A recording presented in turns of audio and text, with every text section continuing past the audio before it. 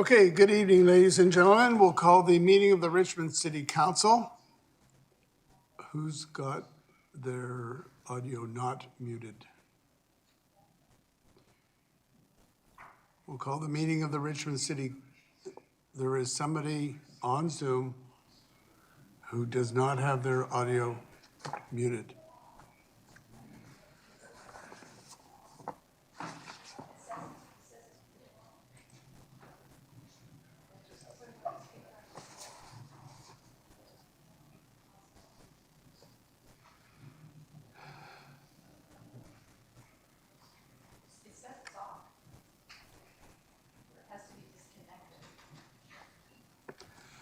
So we'll try this again. So it's the Richmond City Council meeting of Monday, September 26, 2022. We'll call it to order. May I have a motion on the minutes? So moved and seconded. All those in favor, opposed, carried. There's no agenda additions and deletions or presentations, so we'll ask for a motion to resolve into committee of the whole to your delegations on items on the agenda. All those in favor, opposed, carried. Now, is there anybody here tonight other than the non-agenda delegation, which will be heard later? Is there anybody here who has an item on the agenda that you want to address? Anybody? All right, may I have a moved and seconded. All those in favor, opposed, carried. Brings us to the consent agenda. First of all, we have the receipt of the committee minutes, the UBCM Community Emergency Preparedness Fund, the Disaster Risk Reduction Climate Adaptation Grant application. Then there's an application to amend a food primary liquor license for Hey Joe Music BBQ Bar on Alexander Road. Then we have land use applications for first reading, and they go to public hearing October 17th. First of all, there's 9100 Canby Road, the rezoning for the gas and service station CG2 zone to the gas station commercial ZC50 zone. We have 6071 Azure Road, rezoning from low density townhouses RTL1 zone to the low to mid-rise apartment ZLR45 zone. The City of Richmond's Senior Strategy 2022 to 2032. The implementation of increased development notification radius and early notification process. We have Kittywag Drive traffic calming update. The removal of the channelized right turn islands to improve road safety.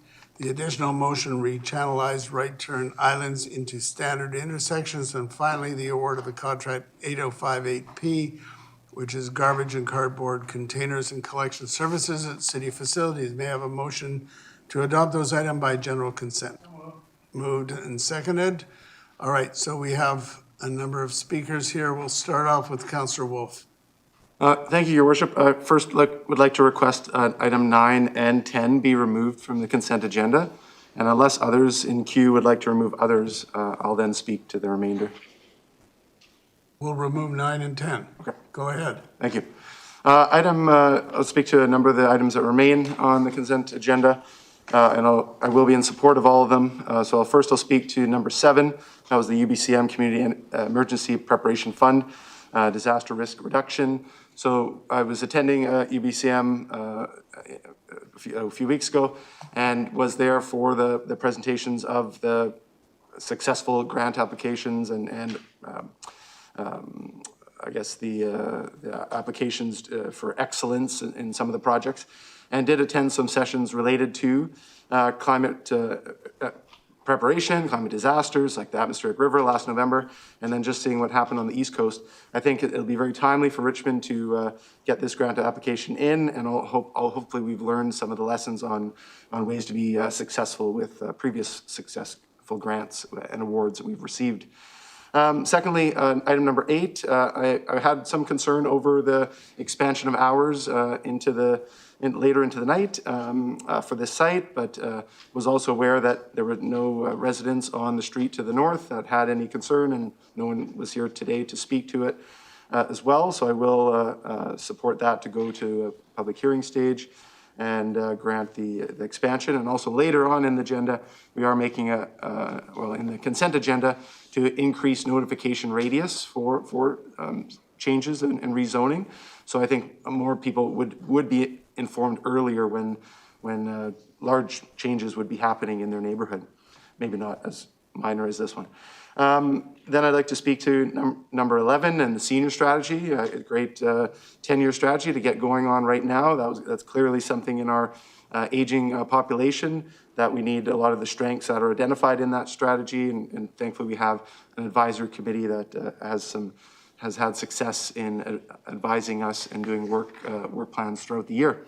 Item number 12, like I mentioned earlier, it's an improvement on the current notification process.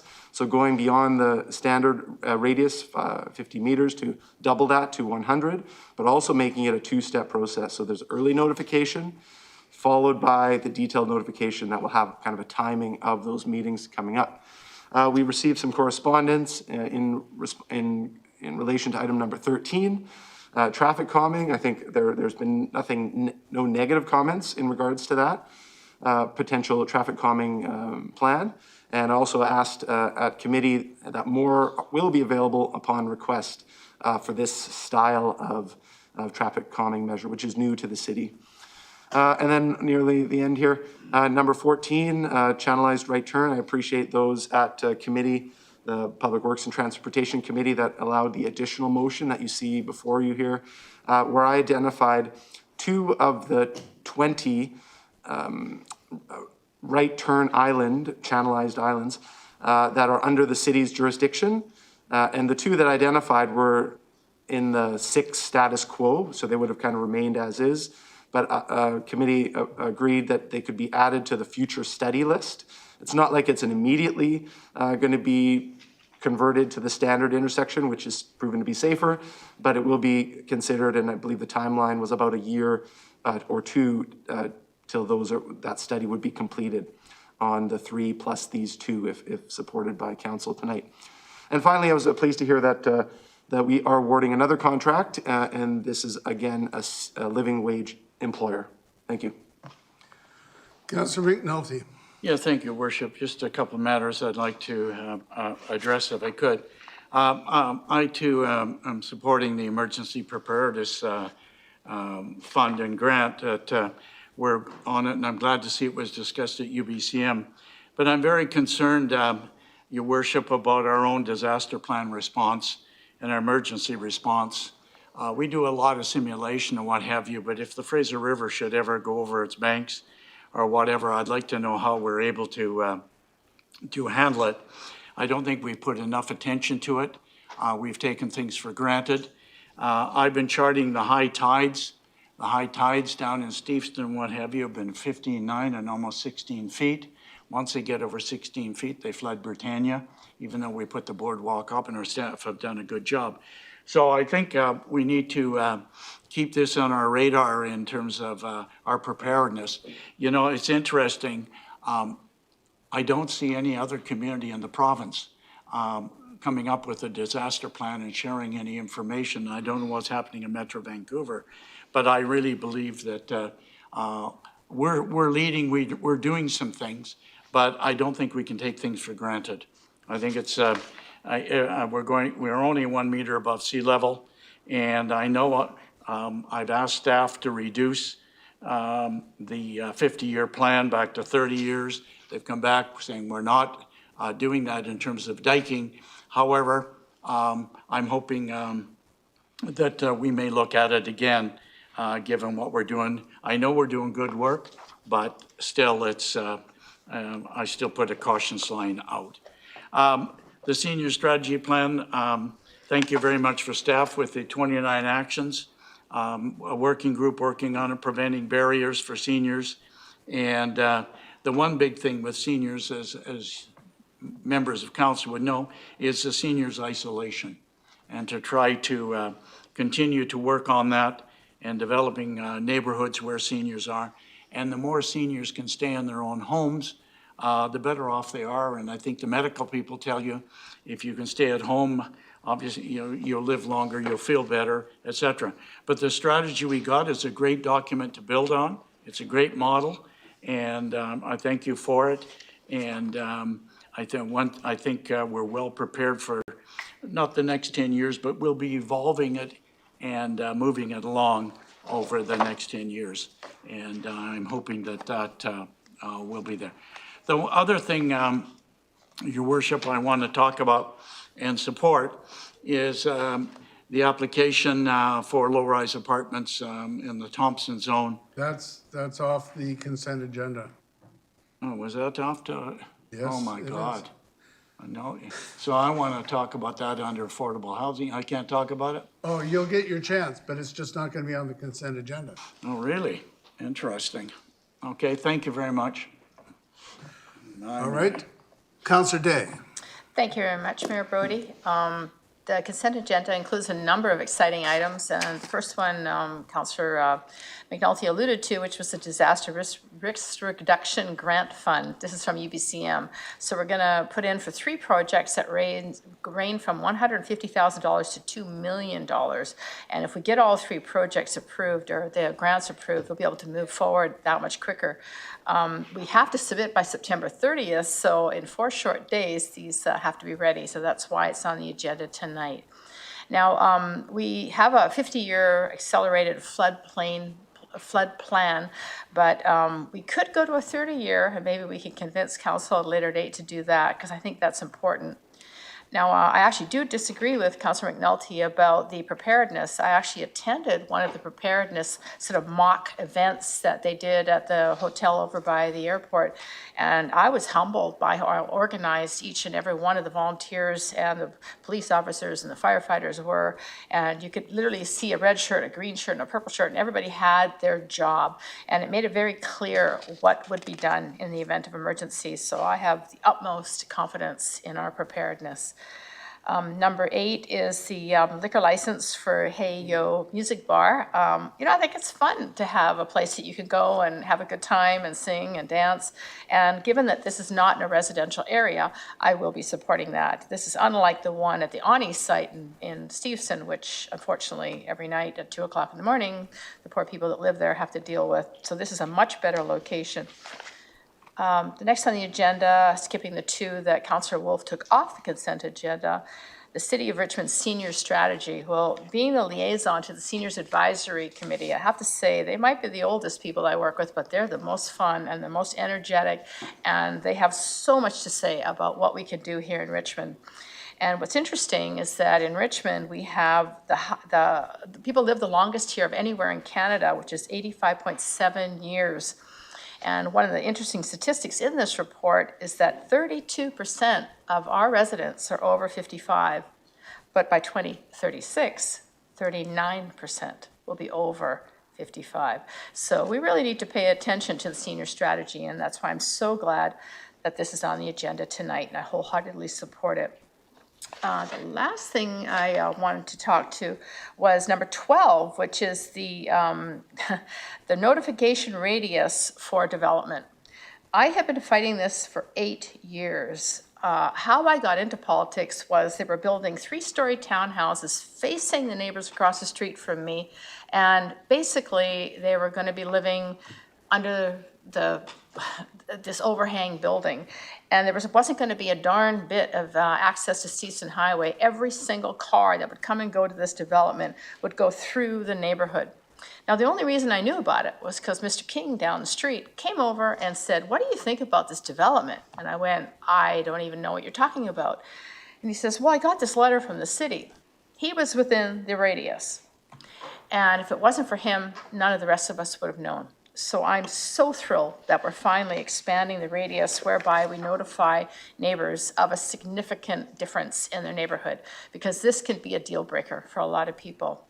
And, one last thing, the Kitty Drive traffic calming. This is an excellent example of the city staff working with the community to try to find some way to slow down the traffic in this neighborhood. So we're doing a pilot project, and we'll see how it goes, and maybe we'll continue it, maybe we'll tweak it, maybe we'll change it, but this is what public consultation is all about. That's it for me. Thank you very much, Mayor Brody. Councillor Hobbs. Thank you, and through the chair, I will be supporting the items left on the consent agenda. I'll just make a couple quick comments. First, number 7 with the climate change grant and emergency preparedness.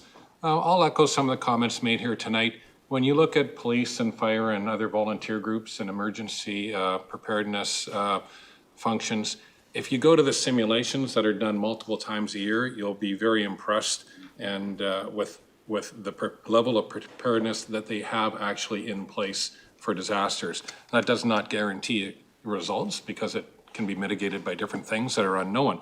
But the fact is, a lot of planning and preparation goes into it. I participated in a number of those simulations in the past, and I think we are well prepared to do that. And so congratulations to the people that put in all the hard work and effort to conducting those exercises, because they're very important. The next thing I'll comment on is number 12, just the notification process, going from 50 to 100 meters. That's a very good development because I think it increases communication and it effectively involves more people. So when you do that, there's not much doubt that you're going to get a better result as that process rolls out. So that's a very positive thing. The last thing I'll comment on is the Kittiwake traffic calming devices that are being installed. Kittiwake has been an issue for people in the neighborhood, and if you read the report, you'll see that the 85th percentile, I think, is about 67 kilometers an hour for people going westbound and about 55 for people going eastbound on Kittiwake. Obviously, that's too fast for a neighborhood like that. So this is a temporary measure that's being put in. I like that as well, as opposed to permanent speed humps, because then you can measure it, and it also takes into account the needs of fire trucks and emergency vehicles, being able to pass those without slowing down. So that'll be very good. And I also understand that from talking to the community that one of the issues that we can look at later on is right at Kittiwake and number 2 road in terms of the crosswalk, which I've tried crossing myself. And perhaps at some point down the road when it comes up, there can be a flashing yellow light there, which would be very good for a lot of pedestrians. I've had a little trouble crossing there myself. So those are all the comments I'll make on the consent agenda, and I'm happy to support it. Thank you, Your Worship. Okay, thank you. Councillor Al. Yeah, Worship, I would like to some comments on a few items. The first one is the item number 7, the Emergency Preparation Fund application. I think the impact of climate change has arrived sooner than we expected, and we are all under the threat of a flood in Richmond. And I think so far we've passed the test, especially the test last year, last November. And however, you know, although we're safe right now, we still have to plan ahead. So I just want to support the application. That doesn't mean that we're in danger right now, but I think this is better preparation for the future. The next one is item 11 on the seniors strategy. I'm glad to see that, you know, this is a good report, and also the strategy is being well supported by the population. And on page 191, staff mentioned that we have an indication of 96% of respondents agree or strongly agree with the vision of the strategy. I think we seldom such a strong support of our strategy, so it tells us that we are really on the right track.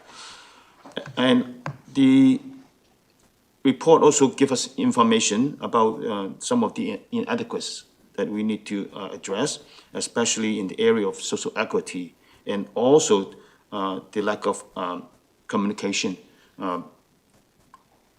methods to have information made accessible to the people. I think these two are related. When people do not have the information, they do not know about the access to the services, and then it becomes a problem for social equity. So I'm happy that the survey has give us very useful information to improve. Item 12, I fully support the implementation of increased development notification radius and early notification process. I think, as Councillor Day mentioned, this is a very important step moving towards more consultation, better consultation, and also the improvement of the democratic process. And item 13, 14 are related. They are all about pedestrian safety. I think this is a very important issue for us. We cannot afford to have accidents happen on our roads. And the pilot project at Kitty Drive is a good one because it's going to test some new devices for us. And let's see how it works. And also channelized the right turn islands. I'm glad to see that we have already implemented some of those changes. And on Garden City and Langsdowne Road, we already seen the change. And I think it has greatly improved the safety at that corner. So with that, Your Worship, I support everything on the consent agenda. All right, Councilor McPhail.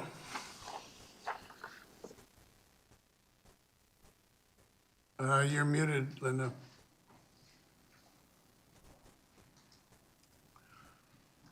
Give it a try. Yeah, I can't hear you.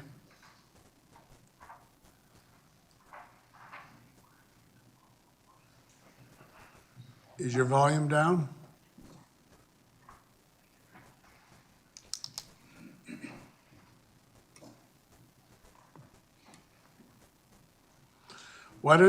We've got another speaker. Why don't you sign off and come back in? Give it another try. Okay, Councilor Liu. Your Worship, I too will be supporting everything on tonight's consent agenda. Just a couple things I'd like to mention. The Heyo Music and Bar, I think that this is a great opportunity for them and for people of Richmond. This is in an area that's closest to sort of having a nightlife if you were here in Richmond and where you can get late night food. And it's actually been quite activated over the last summer, certainly. And I think it's good that we're keeping everyone in Richmond, not having everybody have to drive into other places to go get late night food and to have a bit of fun at night. Like talked about Kitty Drive, that's in my neighborhood, and I'm glad that we're getting some speed cushions there. It's a road where lots of kids are walking to and from school, and I think it's important that people are slowing down. You know, as a parent, I can't imagine having gone that fast on that road, some of the numbers that are being apparently clocked on there, but apparently people are, and so we have to slow them down, and I fully support that. And finally, I just want to mention a few things about our senior strategy. This is a really good example, much like our other strategies, where we take a really deep dive into a topic, really understand it, and then we're in a good position to move forward and gain access to funding from other orders of government. So in this particular one, we're looking at the strengths, the gaps and challenges, and the opportunities for our seniors and our program. It outlines the strategic directions and actions that the city's going to take in areas such as aging in place, all the way to how we communicate our programs and services to our seniors, because they're not necessarily on social media. They're looking at different ways of communicating. So it encompasses a broad range of things for our seniors and specific to their needs. I know, and I also just wanted to mention that I know our delicious food services are available at the Senior Center, and the Seniors Committee is hoping even more people will be coming out for food and fellowship at the Minoru Center for Active Living. So there's a delicious hot meal that's served midday every day for our seniors, and it's a really good price, and people should come on out and get to know each other and try it out. Thank you. We'll go back to Councilor McPhail. Hi, how's that? That's perfect. Yep, we can hear you. All right.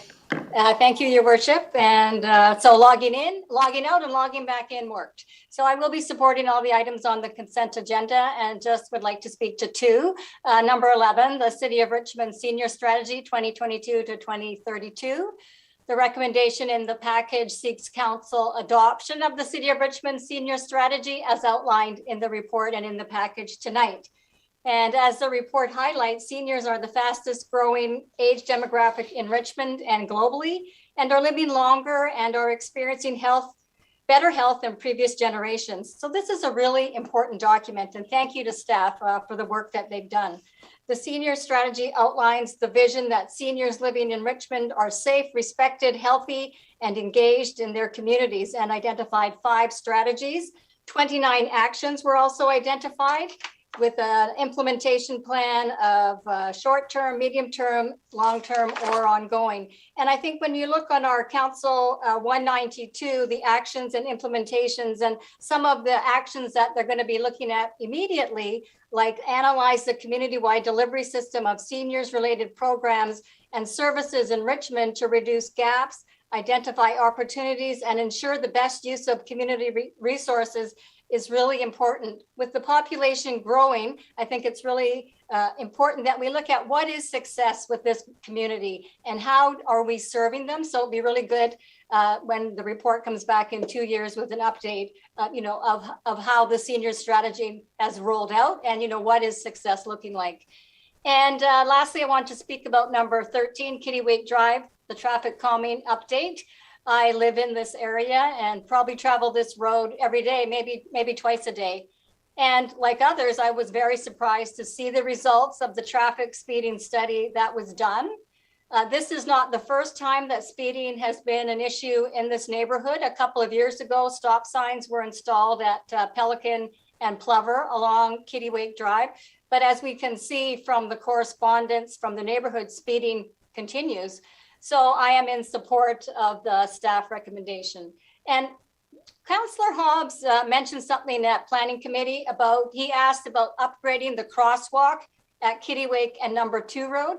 And I really agree with his assessment that hopefully this can be done sooner or later. It's a little bit off kind of center at the intersection there. And actually today I watched a child on a bicycle really having a hard time to cross at the crosswalk because 2 Road is a very busy artery now. So hopefully that, I think staff had said that this was in the works. So hopefully it'll be sooner than later. Thank you, Your Worship.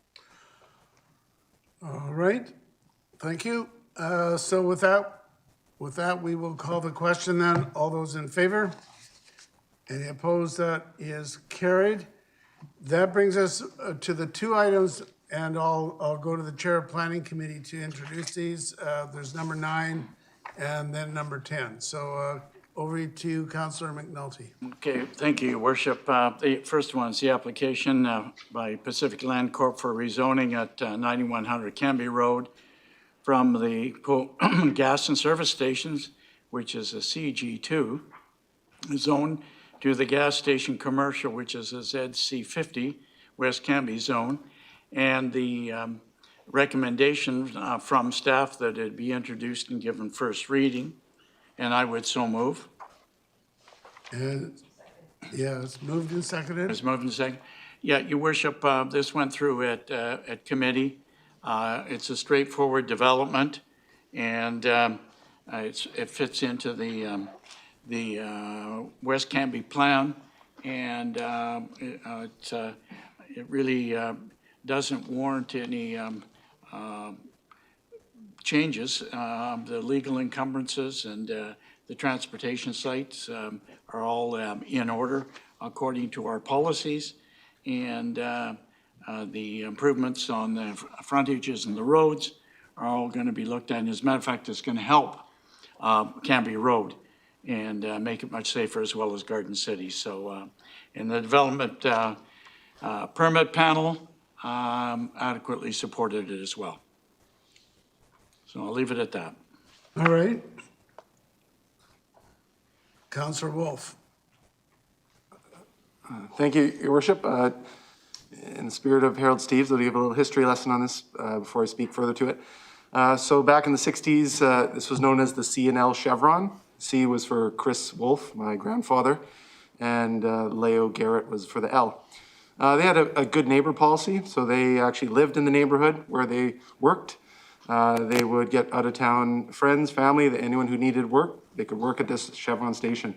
They also were aware of issues and challenges that neighbors had, and they would discount people for service work. They would use their rubber bumpers and bump them back to the service station to get the job done. Now with this proposal, I see the neighbor policies kind of stretched a bit thin.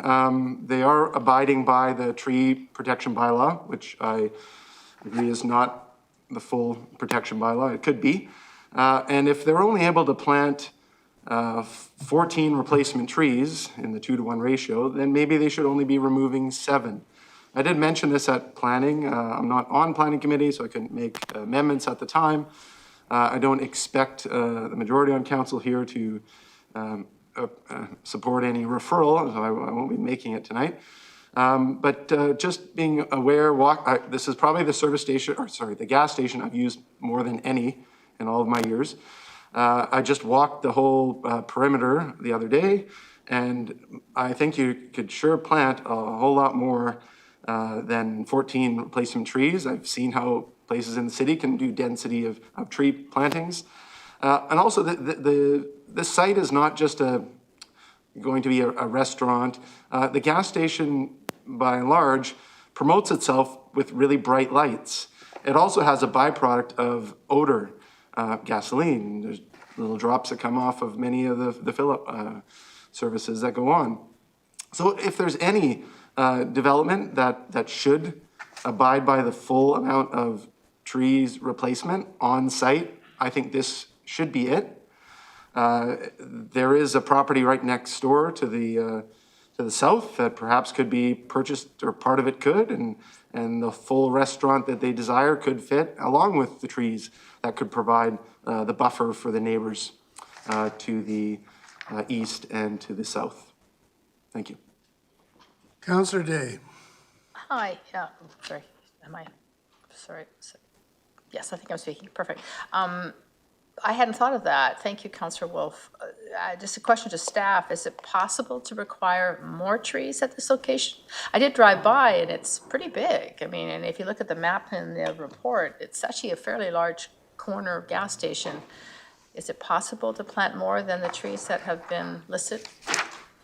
Through your worship to Councillor Day, if this rezoning is to proceed, there is a development permit requirement. As advised at Planning Committee, we would look to maximize the amount of on-site planting through the development permit.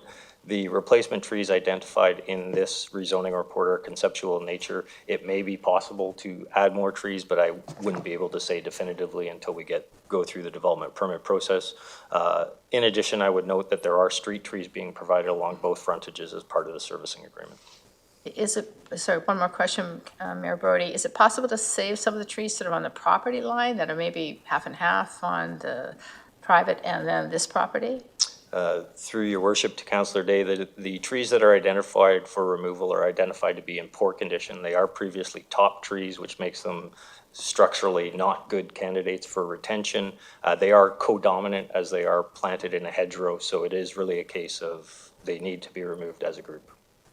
That's unfortunate. Okay, thank you. All right, Councillor Steves. Harold?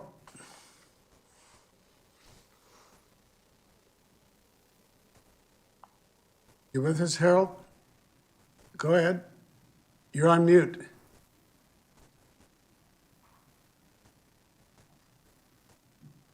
Okay, can you hear me now? Yeah.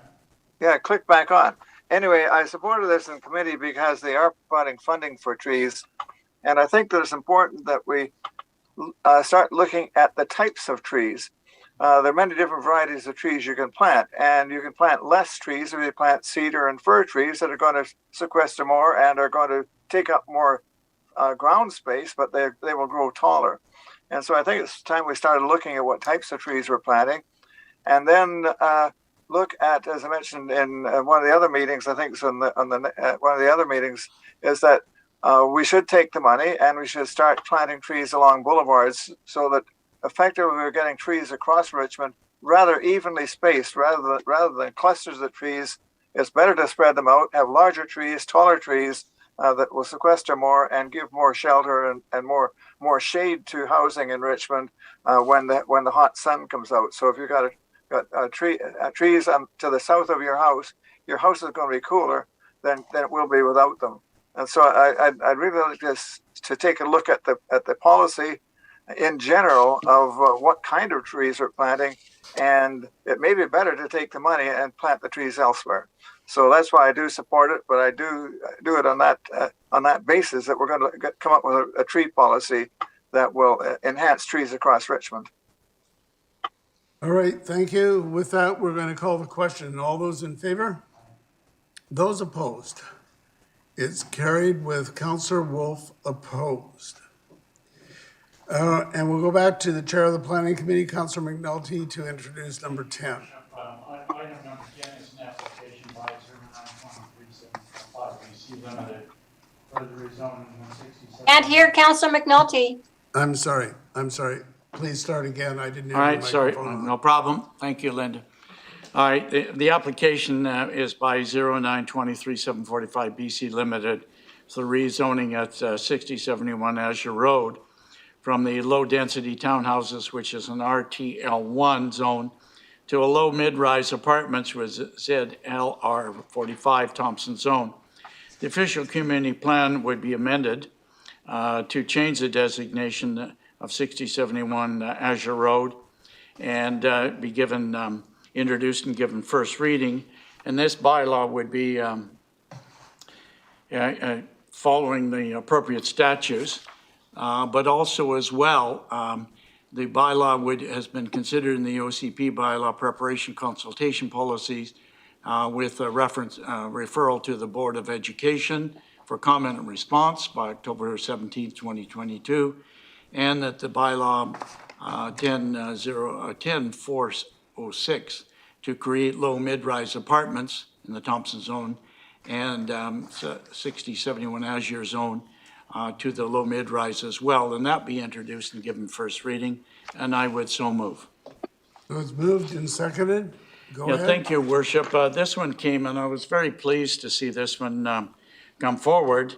And as a matter of fact, I believe this is one of the models of affordable housing and rental housing in particular, because it's totally rental, 330 units, various degrees of rental. It's not perfect in any stretch of the imagination, but it puts in everything that the city has to request, and it also follows all the city policies. Matter of fact, it goes beyond them. We are going to replace the 50 LEMR units. They were going to get other units, but more importantly, it's a way the applicant is dealing with the tenants.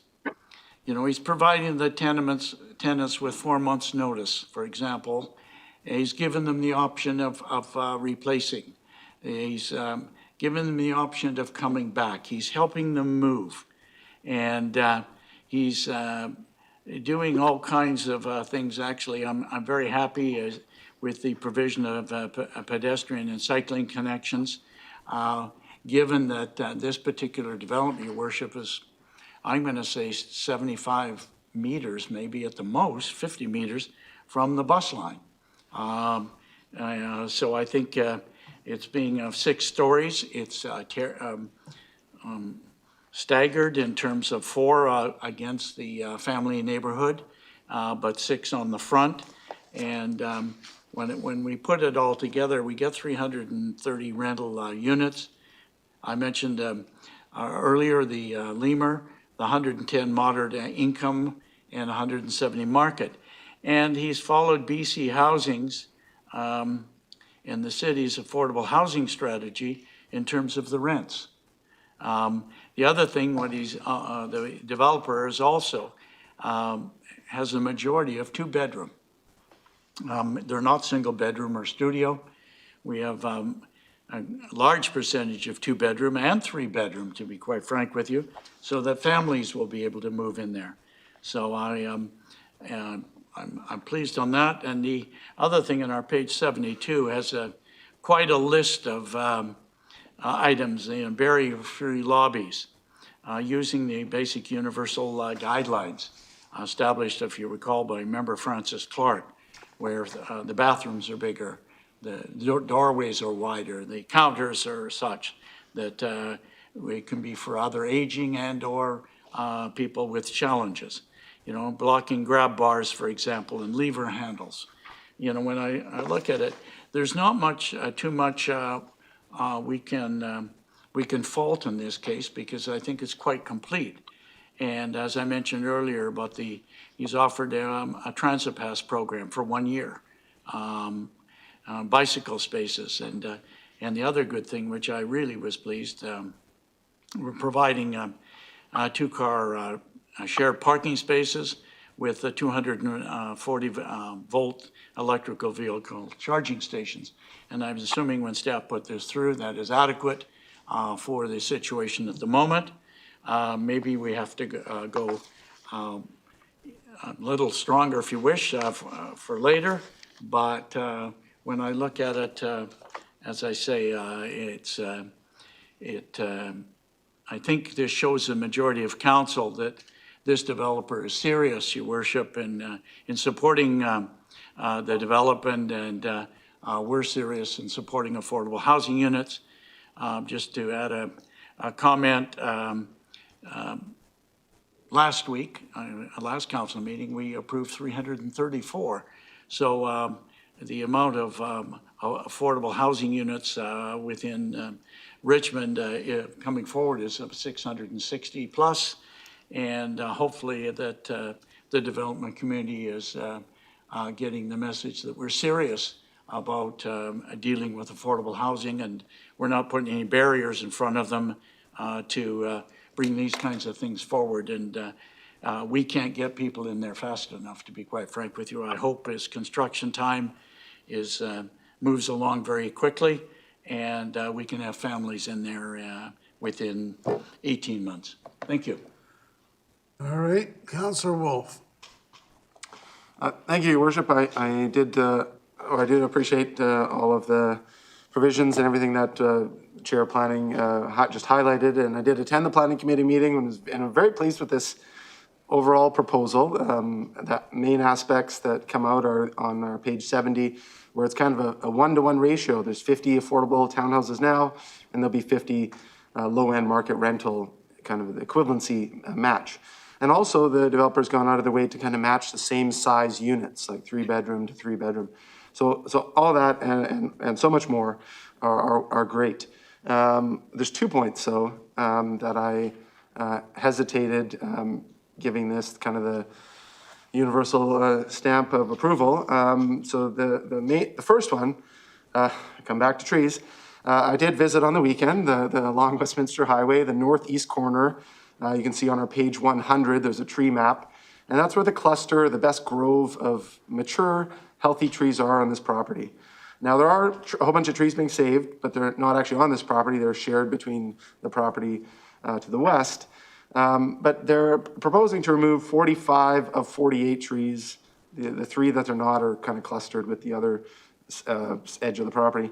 But there's other great trees. I'm not stuck on saving all 48 trees, but there's 10 in a corner. And this is a development that it will allow no grade changes. And we don't get that very often. Often you have a major grade level change, and that's going to impact drainage and all that stuff. You have a tougher time for the trees. This actually has an opportunity for this developer to perhaps have a second look, present a second option. And albeit that doing that would kind of jeopardize the work that's gone in and the planning and where all the buildings have been cited on the current pages in our report. However, the second point, there's 60 plus pages of opposition letters in our package. I've read them all. They all quote this development's gonna have 274 units, yet it's gonna have 330. And that planning, I did ask staff to clarify that, and there was a later revision. And I really thank what we did earlier on the consent agenda and doing the notification changes. I think that would have helped maybe address some of the opposition. Unfortunately, none of the members who were opposed came here tonight to speak to us. I was hoping maybe some of them would come and say they're either more opposed or they're less opposed now that they've seen the latest plan. I don't know if they've seen the plan. It is going to go to a public hearing. Maybe they'll come out then. But to have that much opposition and then all on council support it just doesn't sit well with me. And so it's not over the fact of affordable housing components. It's simply over the fact that I think on planning or like Mr. Craig had said, there's other opportunities where changes can occur. But if we don't specify the protection of that grove of trees, if we don't actually let the residents know what the new number is to the units, I think it's not the 100% perfect project, and I know that's not what it's claiming to be.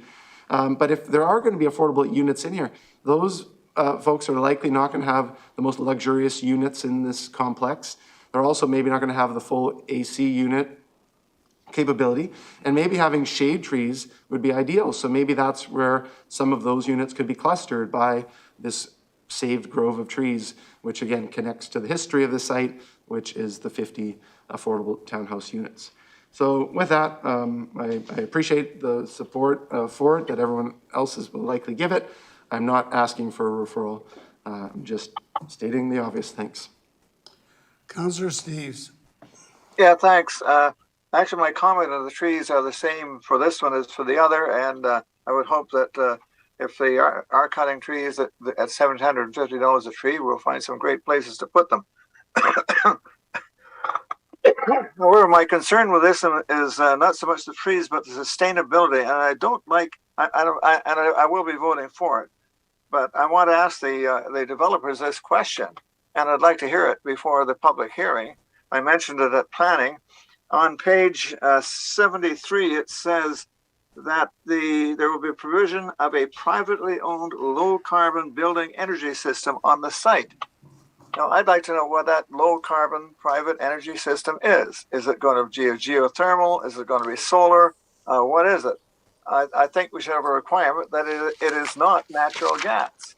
And I'd like that answer, because if it's natural gas, I'm not sure I want to support it, even if it is low-cost housing. It's time that we have to cut out the use of natural gas and come up with energy alternatives. And instead of having gone into a development permit, in the past it has come to council, and I think it's wrong to leave it to the development permit committee to make that decision. Mr. Craig is here to answer that question. Wayne, can you tell us? Through your worship to Councillor Steves, in terms of the on-site district energy utility or the on-site low-carbon energy system, it is being proposed in order to qualify for a reduction in the BC Energy Step Code requirements for the development. In order to qualify for that step code reduction, 70% of the building or the development's heating and cooling demands must be met through a renewable energy source such as air and ground source heat pumps, water heat recovery or solar collection, or another system approved by the city. So while there may be some natural gas involved, the primary source of energy must be a renewable energy source acceptable to the city. Okay, I didn't get that answer at committee, so thanks for that. I don't think there should be any natural gas, because if they're using renewable natural gas, there is no such thing. And I just want to emphasize that. To use renewable natural gas to heat buildings means we don't get food, because it takes the canola and the wheat from the entire Canadian prairies to make the renewable natural gas that these companies want. The other question I raised at committee, and we don't need to do it here today, but when we dealt with Polygon, I asked the owner, because I knew him personally, before the public hearing, if he would leave a bit of a legacy and put something on the rooftop, and we got allotment gardens on the rooftop. They're small, but it is a demonstration garden that's supposed to be there. And I can't understand why we haven't asked for something on the rooftop here. I'd like to see us either ask for a green roof where we're growing plants and sequestering carbon dioxide, or we would have a roof that is solar ready for the Little Island Energy Company to put panels on the rooftop when the time comes, probably within the next 5 years, where solar will be cheaper than hydro. So I guess if somebody could relay that to the owners, I'd like to hear the answers to that at the public hearing or before. All right, Mr. Craig, if you could relay that question and maybe answer it ahead of time would be good. All right, Councillor McPhail. Thank you, Your Worship. I have a couple of questions through you to staff. On our page council, CNCL 70, it says the developer is in ongoing discussions with potential nonprofit operators for the Lemur units, and just wondering if they're getting any closer to securing an operator.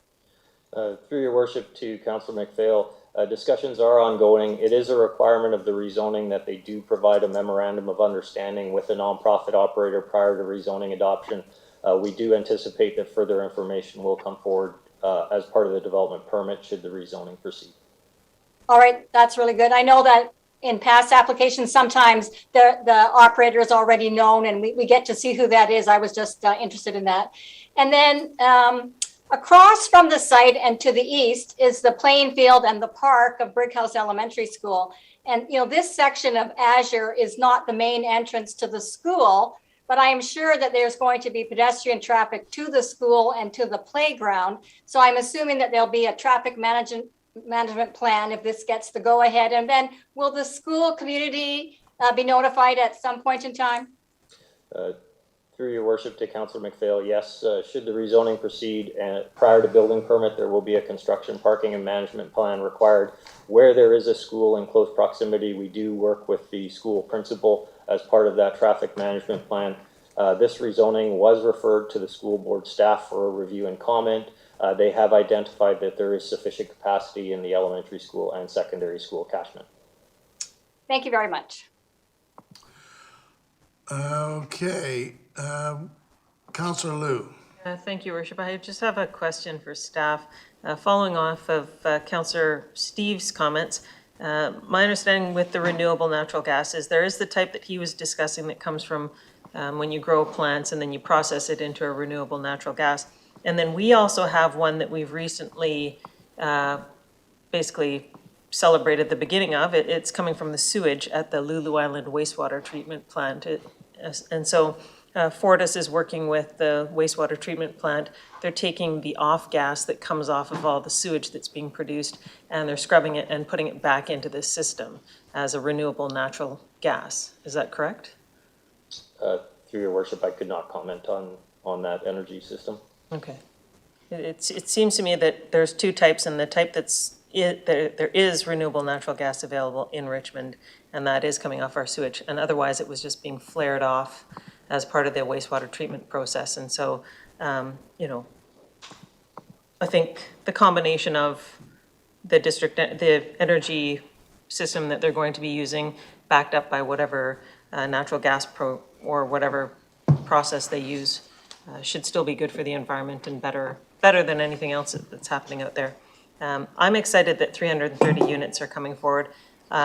While it's unfortunate that some trees are going to have to come down and things are going to be built, what's the most efficient is to build housing that is built efficiently, that's multifamily, that's stacked housing like this. And those types, the density actually creates some of the benefits too. And so by housing people, that is some climate mitigation right there and creating good homes for people.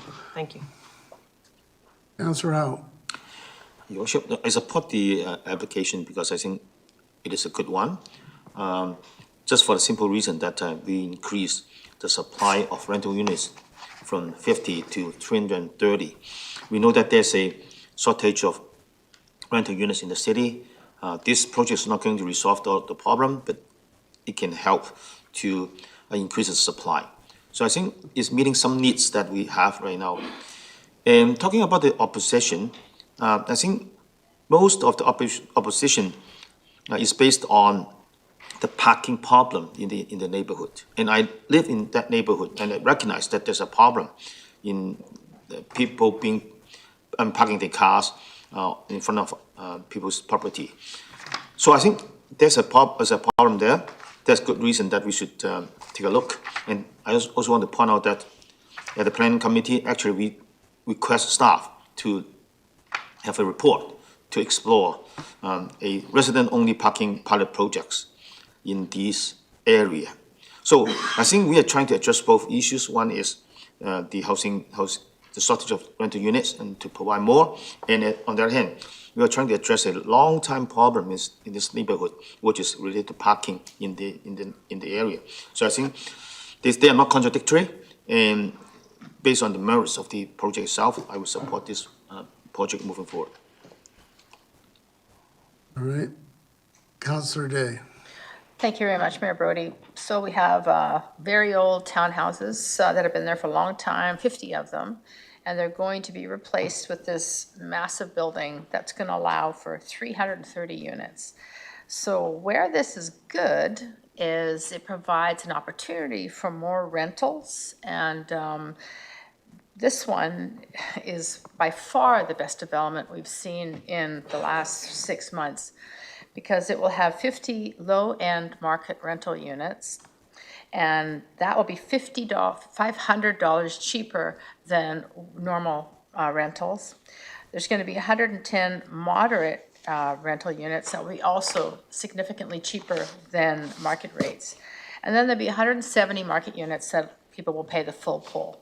So all that is good. What I heard loud and clear, though, when I was reading the letters from the neighbors, is they were very concerned about parking. So I made a referral that the parking in the area go back to staff and that an evaluation be made. And I'm wondering if Mr. Craig can say when we can expect that report to come back. Through the chair to Councillor Day, I would refer that question to the Director of Transportation, who's online. Through your worship to Councillor Day, I think it's difficult at this point in time to say when we can bring it back, but we'll try and do it as quickly as we can. But I'm not positive when we can bring it back to you, but hopefully early in the new year. Yeah, good. Sooner rather than later. That'd be great. Now, I understand that hospital staff and patients at the hospital will park in this area, and that causes the problem. So I wanted to ask bylaws. I understand from the report that they can't be parked there for more than 3 hours. So is it advisable that we maybe up the enforcement in that area? Because as Councillor Al mentioned, he lives in the area, and parking has been a problem there for a really long time. Through your worship to Councillor Day, we can speak to bylaws about stepping up enforcement. It is a complaint driven bylaw, though, in terms of the ability to monitor the parking. It is specific to people parking in front of residents they do not own or occupy during certain business days and hours. But we can definitely have that conversation with our community bylaws department. Yeah, I think that would be wise until we can get a pilot program that protects the parking in front of people's homes. I mean, can you imagine if you lived there and there's always someone parked in front of your house? It would be frustrating, especially if you're expecting guests. So I'm hoping we can up that, the enforcement of it, and potentially have permitted parking for the people who live in that area. So the reason I'm going to support this is because this is the best we've seen in a really long time. You know, over at 2 in Blundell, we're building 35 luxury townhouses. At Garden City and Cook, we're not doing any affordable housing whatsoever. On Smith Road out in Hamilton, it's just going to be expensive units. And Spires Road, again, another development with luxury townhouses. So that's 4 opportunities lost, and we need more developments like this one. So I will be supporting it. Mr. Craig, there was a few developments that were just cited by Councillor Day. Can you tell us offhand the affordable housing component of those? Through your Or worship, the rentals? If you know them off the top. I'm sorry, I would not be able to. All right, well, I'm asking you to give us a memo on those. Because I challenge those statistics, frankly. Councillor Hobbs. Thank you, Your Worship, and through the chair. Just a couple comments. I don't believe I have any questions for you, so if one pops into my head, you'll have to come back, I guess. But there's a couple points to be made here that I think are important, and I think Councillor McNulty gave a very good outline of the benefits of this development and some of the positive attributes of it. But this is a purpose-built rental. And my understanding, normally in purpose-built rentals, you don't actually have to have an affordable housing component. So it's very attractive about this one. It does contain affordable housing components. It has LAMR, it has moderate income, and it also has market rental. Other rental projects in Richmond have floundered, actually, because 100% rental projects are seemingly difficult to bring to conclusion because of various expenses and costs. So to have subsidized housing without free land or without significant provincial and federal grant money, or without a condo element that you can sell to make money on it to therefore pay for the affordable housing, it's very difficult to do in a 100% market rental building. And that's why a couple of them aren't going ahead. And that's why this one is actually quite attractive. And so it's also important to point out that the parking issue that we were talking about a little bit pre-exists this development. That parking issue has existed for 20 years in this neighborhood, where I also lived at one time.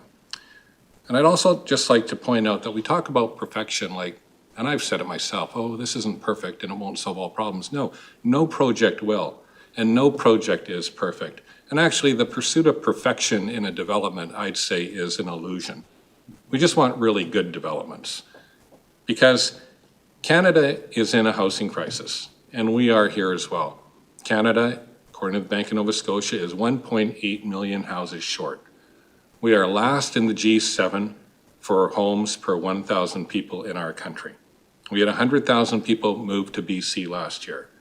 So we need all types of housing in the housing continuum. Market rental is one. There are other forms of housing that we need. So I'll be supporting this because it's a good project that is one incremental step along the road that we have to take to improving the supply to meet the demand of housing. So it's very good in that it does a number of things that Councillor McNulty outlined, and I'll be supporting it because no project is going to be perfect, but this one's really good. Thank you, Your Worship. Thank you. I want to make a couple comments myself. A reference has been made to all the letters of opposition. If you look at the letters, almost all of them are form letters, exactly the same wording. So it's well organized, but it is not 60 or X number of random people who are objecting to this. There's obviously been a high degree of coordination. And maybe more importantly than that, let me read you what one of the platforms of the groups running for council is. Market rental housing policy. Reverse the current policies favoring strata condos over purpose-built rental by working towards the goal of 80% purpose-built rental of the apartments built over the next 5 years. The severe shortage of rental housing can only be solved by constructing thousands of new market rental apartments. The supply must increase to meet the demand. The few hundred required under the current policies will not reverse the situation. Only 13% of the apartments built in Richmond over the past 4 years have been purpose-built rentals, while 87% have been strata condos for sale, mostly to investors who charge rents 20% higher than purpose-built rentals. So here we have a situation of 330 new residential rental units, which includes 50 low-end market rentals, 110 moderate income rental units, and 170 market rental units. Now, what more is an applicant to do to build rental housing in the city than what is being done in this report? And I would suggest that, yes, it's Councillor Wolf, it's part of your platform. What you say flies in the face of your platform. And so I'm sure that through the campaign period, there's going to be some answers given to how the positions and the repeated positions are so inconsistent. And, you know, the record speaks for itself. And so whether you're advocating for one thing and you've got to follow through as far as I'm concerned. So I'm going to call the question on this item. All those in favor? Aye. Those opposed? It is carried with Councillor Wolf opposed. Okay, just a minute here. So that takes us to the end of what's been taken off the consent agenda. All right, so we've got the public announcements and events. First of all, at the end of this week, Friday, September 30th is Canada's National Day for Truth and Reconciliation. The day honors the lost children and survivors of residential schools, their families and communities, provides an opportunity for us all to commemorate, educate, and reflect on the history and ongoing impacts of residential schools. So city services will be very limited on September 30th. City Hall and the Works Yard will close. Come on, guys. Community centers, arenas, and swimming pools will remain open to serve the community. So for more information, go to the city website. And then we have National Seniors Day on October 1st. The city is celebrating our senior citizens with free community activities for residents of all ages on Thursday, September 29th and Saturday, October 1st. Celebrations include a dance performance, art workshop, and 2 National Senior Day socials. Again, go to the website if you want more information. Then we're coming into the election period. We have the candidate meetings and the advanced voting. In the lead up to the October 15th election, some community organizations are hosting all candidate meetings. So there's been 2 confirmed so far. First of all, we have Tuesday, October the 4th, from 5:30 to 8:30, the Minoru Center for Active Living. And this all candidates meeting is hosted by the Richmond Center for Disability and the Poverty Reduction Coalition. Then on Thursday, October the 6th, from 7 till 8:30 at the Stevenson Community Center, and that's hosted by the Stevenson Community Center. So look to our website for other candidate meetings if arranged and for advanced voting locations across the city. Advanced voting begins Saturday, October 1st. I want to emphasize that. Advanced voting begins at the end of this week on Saturday at Richmond City Hall with further dates and locations scheduled until October 15th. Again, go to the website for more information. Now going to the city grants program. Applications are open for the city's annual grant program. The grants to assist the valuable work of nonprofit societies in areas such as arts and culture, childcare, health, and community events. So for information, visit richmond.ca/citygrants. And finally, Rosh Hashanah. Yesterday, September 25th, marked the start of Rosh Hashanah. And that's a celebration to mark the beginning of the Jewish New Year and the 10-year high holidays period ending in Yom Kippur. On behalf of the city, we wish everyone celebrating Rosh Hashanah a safe, healthy, and peaceful New Year. Shana Tova. With that, we will go to bylaws for adoption. Thank you, Your Worship. Council has 1 bylaw for adoption on the agenda this evening. Richmond zoning bylaw 8500, amendment bylaw number 10282 for 10726. Okay, so that's moved and seconded. Discussion, all those in favor, opposed, carried. And then we have the development permit panel. Thank you, Your Worship. The recommendations of the development permit panel are as follows.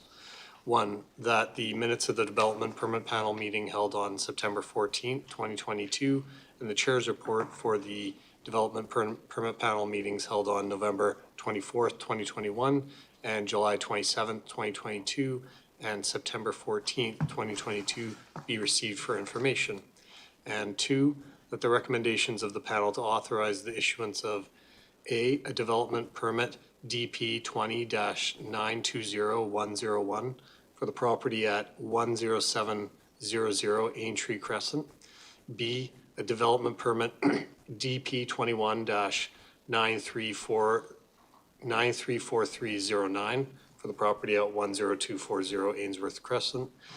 C, a development permit DP 22-015483 for the property at 3960 Chatham Street. And D, a heritage alteration permit HA 22-015471 for the property at 3960 Chatham Street in accordance with the development permit DP 22-015483 be endorsed and the permit so issued. Moved and seconded. Any discussion? All those in favor? Any opposed? That is carried. Now may I have a motion to resolve in a committee of the whole to hear delegations on non-agenda items? Moved and seconded. All those in favor? Any opposed? That is carried. That brings us to, there's 1 non-agenda delegation. We'll call on Andrew Reed to delegate on proposed changes to the flag policy. Please come forward, sir. Have a seat. Yep, there. identify yourself, and you're given 5 minutes. Thank you, Mayor. My name is Andrew Reed. I'm a resident of Steveston, and I'm speaking to you with gratitude and reflection as I acknowledge that I live in the traditional, ancestral, unceded territories of the Squamish, Tsleil-Waututh, and Musqueam peoples. I'm speaking to you today to amend, with an ask to amend the city's flag policy. My wife, Karina Reed, was unable to attend tonight, so I'm filling in her place. She has written several letters to council asking for the city to change its flag policy.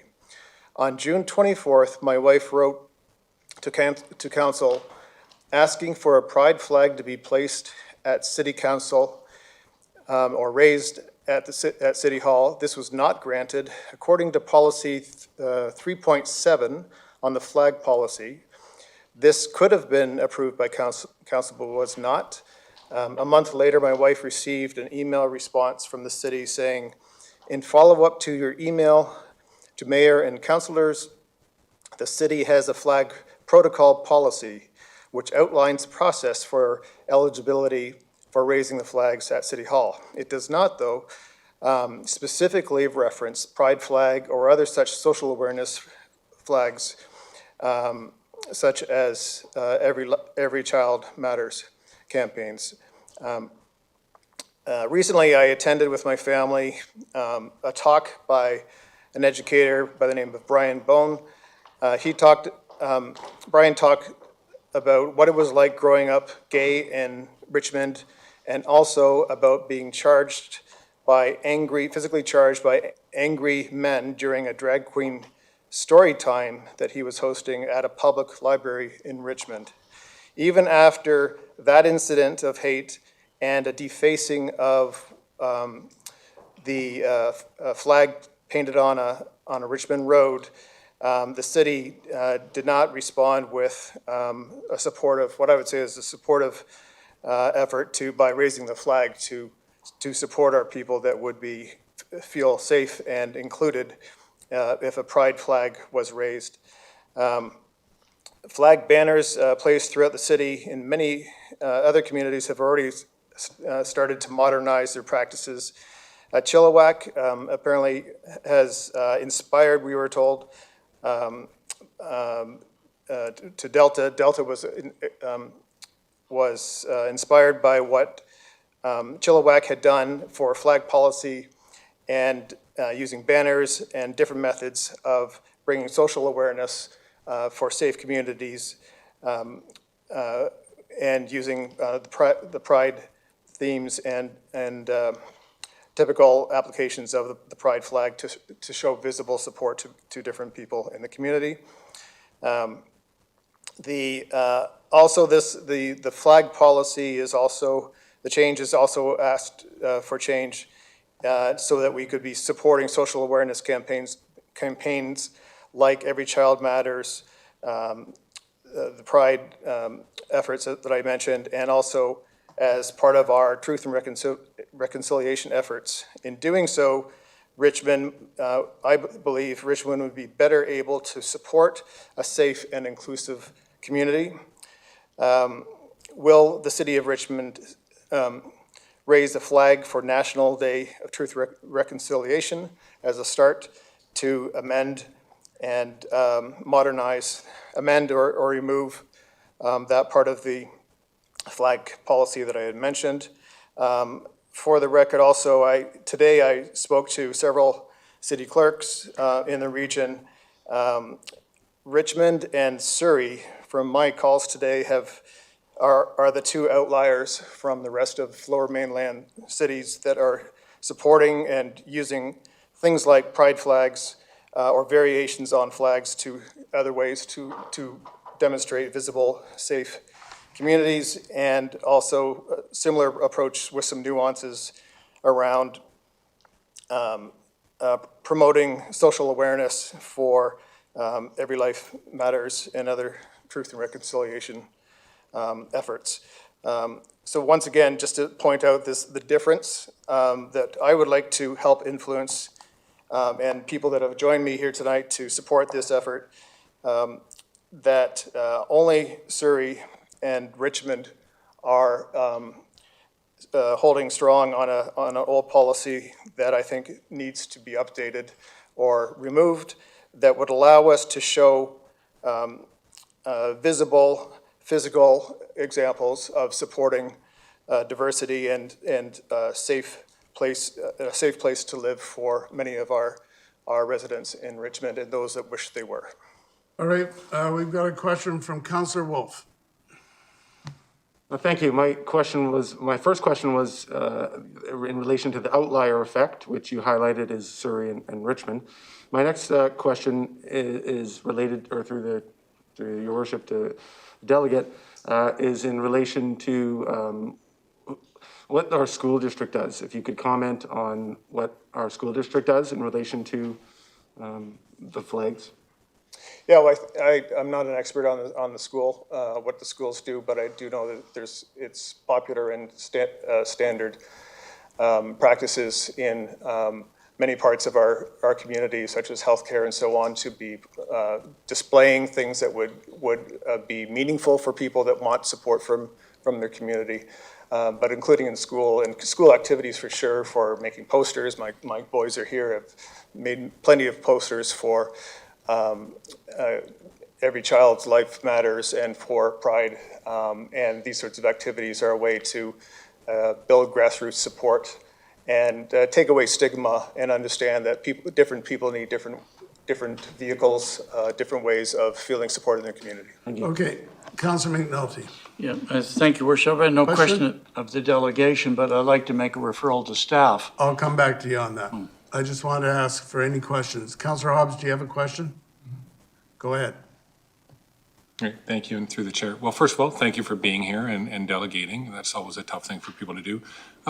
Other than the flag, are there other things that pop into your mind that local governments could do to be more supportive, not just of this particular issue, but on different issues? Are there things that you've come across in your research that are kind of things that would be achievable or doable? On this idea of flag-like attempts, or could we be a bit more specific, please? Well, things not including the flag issue. Okay. I'm pretty clear on that one, but perhaps there's other things that you might have come across while you're researching this that other communities have done.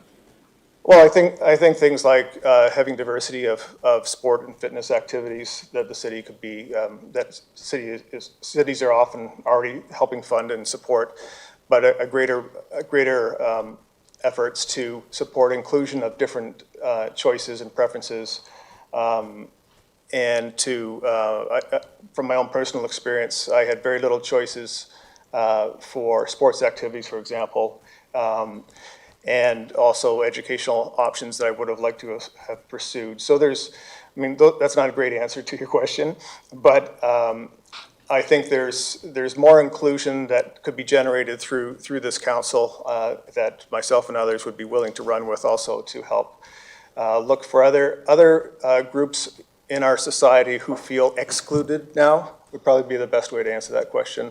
And there's lots out there. I don't have a list with me, but as we all know, there are many that don't feel as part of the community as I do. Councillor Day. Thank you. Thank you very much, Mayor Brody. Thank you for your presentation. It inspired me to do a little research, and I noticed that the City of Delta Community Awareness Campaign policy stated under their procedures, and I have a question, but I'm going to read it first. Under number 6, it says, for requests that the City of Delta recognize items that are on the current list of BC proclamations, no approval by the mayor and/or council is required. Recognition will be provided at the discretion of the city manager. That seems like a great way to get rid of red tape. Do you know if the Pride flag or the Every Child Matters flag have been put on the current list of BC proclamations? It's a great question. Thank you. I don't know that. Okay. I know just from my phone calls today with Langley and with Burnaby, that they do their own thing for both things like pride flags. How they display it and so on is nuanced to the community. Burnaby was telling me earlier tonight that they have orange lights. They'll light up part of their section of the SkyTrain to bring social awareness to Every Life Matters sorts of campaigns. So these sorts of efforts seem to be more easy to do with communities that have a statement like you were saying, where there's not the red tape. We're not. My ask here is really about removing any barriers for supporting the social causes and social education and awareness that we see rolling out internationally. I'd like us to be more up to speed with the status quo of that sort of direction of creating safe communities. So, Mr. Reed, would you support a referral to send this back to do exactly that and basically review how we can be more modern? Counselor, that's what we're going to decide in a minute, okay? That's coming. I'm going to assume the speaker will support that motion. Thank you. I have a feeling he would. Yes. All right, thank you, sir. Great, thank you very much for your time. All right, back to Councilor McNulty. You wanted to make a referral motion. Yeah, thank you, Worship. I'd like to make a referral to staff, taking information from the delegation to look at the appropriate use of the flag and other items in this area, and also look at the broader issues related to the delegation's presentation tonight. What the request was to review the flag policy. That's my Okay, suggestion. I'll make a referral to review the flag policy and report back. Yeah. Okay, I'll try to. All right, so that's moved and it's seconded. I think we had enough discussion and appreciate the delegation. Councilor Day. Yeah, thank you. I have a question of our CAO. It's stated in number 6 that I just read that recognition be provided by the discretion of the city manager. Can you give any other examples where it doesn't have to go through council, that staff can make a decision like this? Councilor Day, procedure-wise, we would, as a council, have to decide that that's what we wanted to do. And to take a matter of policy and delegate it to our staff, I'm not sure how much they want that delegation.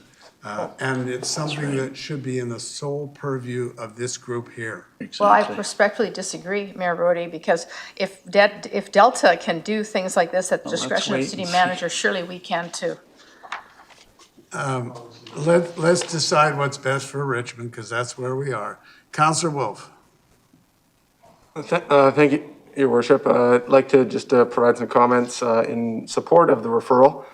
I would also like to ask for an amendment that we expedite the putting up of the Every Child Matters orange flag for this coming Friday.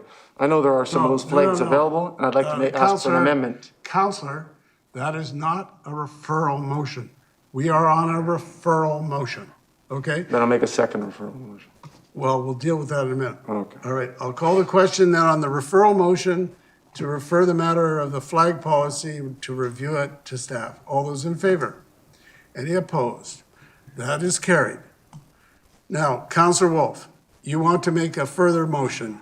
Yes, I'd like to make a referral that staff look into the potential ability to put up a Every Child Matters orange flag for this coming Friday's Truth and Reconciliation Day. Okay. First of all, there's been no notice of that motion. And secondly, what it would take to do that would be a motion of this council for which there's been no notice. So I'm going to ask for a motion to rise and report. Second. All those in favor? Any opposed? That is carried. And it's seconded. All those in favor, opposed, carried. Thank you. We're now adjourned.